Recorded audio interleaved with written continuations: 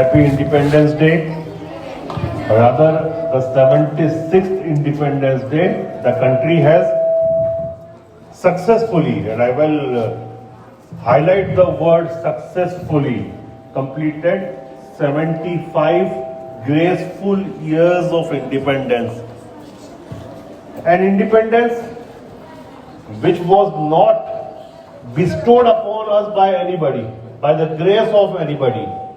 Rather, it was earned.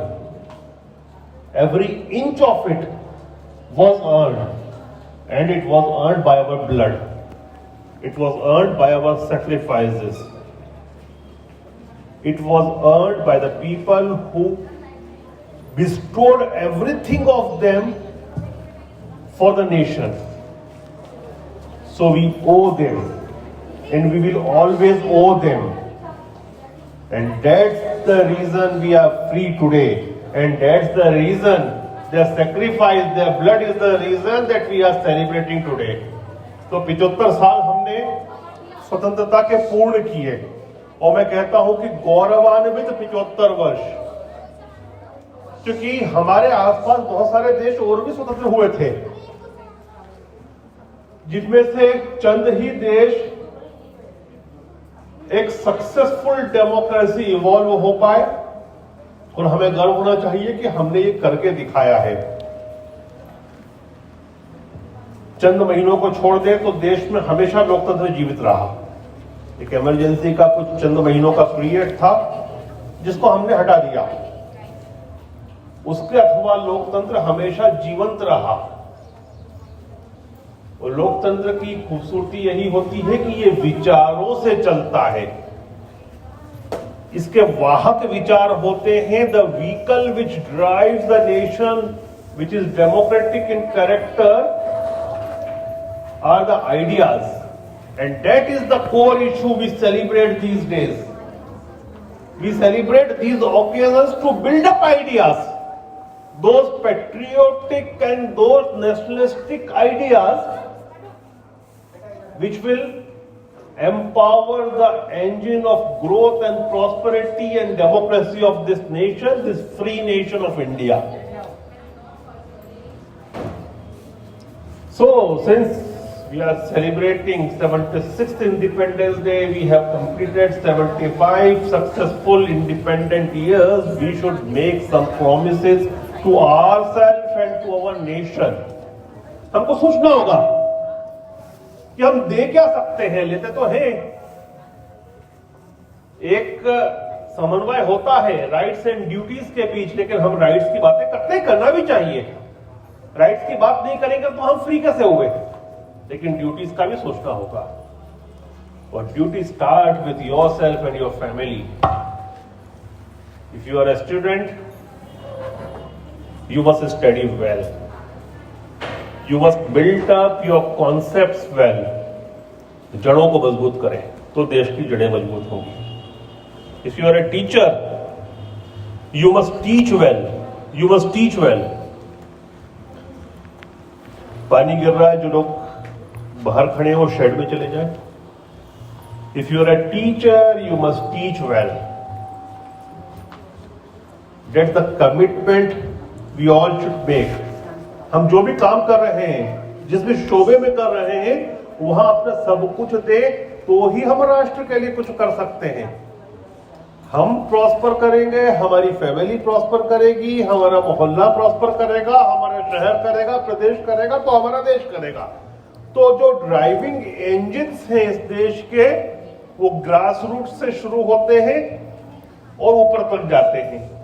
तो उन grass की जो रूट्स हैं, मैं कहता हूं तो ग्रास की रूट नहीं, अब 75 साल हो गए, इसको ट्री ट्रंक बनाना है, ट्री की रूट्स बनानी है. इसके लिए मेहनत करना है. बहुत ज्यादा लंबी स्पीचेस नहीं दूंगा, क्योंकि मेरे बाद में भी दूसरे भी वक्ता रहेंगे, उनको भी आप सुनेंगे. लेकिन मैं यही कहूंगा, लड़कों से कहूंगा कि कैसा एटमॉस्फेयर बनाए कि लड़कियां, महिलाएं हमारे बीच में कंफर्टेबल फील करें. Especially those who are in the growing age group, उनके लिए कहूंगा. सोसाइटी के लिए ये सोचें कि हम एक काबिल नागरिक, एक अच्छे नागरिक कैसे बन सकते हैं। वो नागरिकता का भाव सड़क पर गंदगी न करना और गंदगी को उठाने से शुरू होता है, हमारे आस पड़ोस के लोगों की मदद करने से शुरू होता है। मैं देखता हूं हम में से कुछ लोग मदद करते हैं, लेकिन मैं ये भी देखता हूं कि हम में से बहुत सारे ऐसे हैं जो एक दूसरे की तकलीफों को इग्नोर कर देते हैं और अपनी ही तकलीफों को सर्वश्रेष्ठ समझते हैं। तो हमको ये भी देखना होगा कि जिस जगह पर है, हम स्कूल में हैं, हम ऑफिस में हैं, हम घर पर हैं, कहां पर हैं, वहां पर अपना सब कुछ बेस्ट कैसे प्रोवाइड कर सकते हैं। देखो ये जो राष्ट्र निर्माण है ना, इसमें हम सीमेंट है। सीमेंट कमजोर रहेगी तो देश कमजोर हो जाएगा। और मैं बहुत बड़ी बात नहीं करता, मैं बोलता हूं कि जब आजादी नहीं थी तब मरने वालों की जरूरत थी देश के लिए, लेकिन आज के समय देश के लिए जीने वालों की जरूरत है। और हम बतौर एक एजुकेशनलिस्ट देश के लिए जीने वालों को तैयार कर रहे हैं।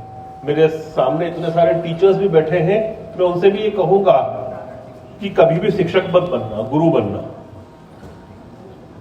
शिक्षक अपमानित होता है, हम यूनिवर्सिटीज कॉलेजेस में देखते हैं शिक्षक अपमानित होता है, गुरु अपमानित नहीं होता। और गुरु बनने के लिए आपको अपने जो छात्र छात्राएं हैं उनको अपने बच्चों के तरह का समझना होगा। हमारी संस्कृति में और ज्यादातर संस्कृतियों में कुछ दुर्जनों को छोड़ दे तो अपने माँ बाप को अपमानित नहीं किया जाता। इसी प्रकार से शिक्षक भी होता है, इसी प्रकार से गुरु भी होता है। शिक्षक कमर्शियल एस्पेक्ट है और गुरु जो है, गुरु का भाव जो है वो कमर्शियल नहीं है, वो माँ बेटे बाप बेटे जैसा रिलेशन है। उसको डेवलप करें कि आज मैं नहीं इनको पढ़ाऊंगी तो इनका क्या नुकसान होगा। ये छोड़ दीजिए कि मेरी सैलरी का क्या नुकसान होगा, मेरे इंक्रीमेंट का क्या नुकसान होगा, मेरे पैकेज का क्या नुकसान होगा। इन सब चीजों को छोड़ दीजिए, वो कमर्शियल एस्पेक्ट है। वो है शिक्षक जो पैकेज देख के पढ़ाता है, जो अपनी सीएल काउंट करता है, मेरी कितनी छुट्टियां हुई ये काउंट करेगा, वो कमर्शियल है। तो उसके लिए कोई फिर गुरुत्व का भाव नहीं होता। फिर अगर आपको सड़क पे चलते हुए आप पैदल जाते हो, कार में आपका छात्र जा रहा हो, छात्रा जा रही हो, वो रुके भी नहीं, तो फिर कोई टेंशन नहीं पालना चाहिए। आपको सोचना भी नहीं चाहिए, मन में कोई गिलानी का भाव नहीं होना चाहिए कि इसने विश भी नहीं किया, इसने मुझे लिफ्ट भी नहीं दी, क्योंकि आपने तो उसके जो कीमत थी वसूल कर ली है, तो बचता क्या है। हाँ, लेकिन आप में जो वो गुरुत्व का भाव होगा,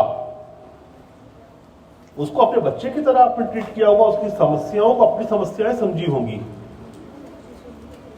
मैं नाम नहीं लूंगा, हमारे बीच में एक ऐसे भी टीचर को मैं देखा हूं, जब एक छात्रा फीस नहीं भर पा रही थी तो वो टीचर ने चुपचाप से भर दी उसकी फीस, बिना किसी को बोले।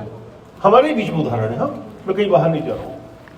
और मैंने ऐसे भी देखे हैं जो छोटे से फायदे के लिए एग्जाम के टाइम पे भी बच्चों को छोड़ देते हैं उनके हल पे। तो जिसने बिना कहे फीस भरी थी उसमें डेफिनेटली उस समय गुरुत्व का भाव था, तो वो बच्ची भी जिसकी फीस उसने भरी होगी वो आजीवन उसको मां की तरह ही देखेगी। और बाकी तो फिर दुनियादारी है, लेन देन है। इस चीज का हम सब ध्यान रखें। Once again I wish you all a very happy Independence Day. अपने राइट्स को भी समझें और अपनी ड्यूटीज का निर्वहन करें। जय हिंद, जय भारत।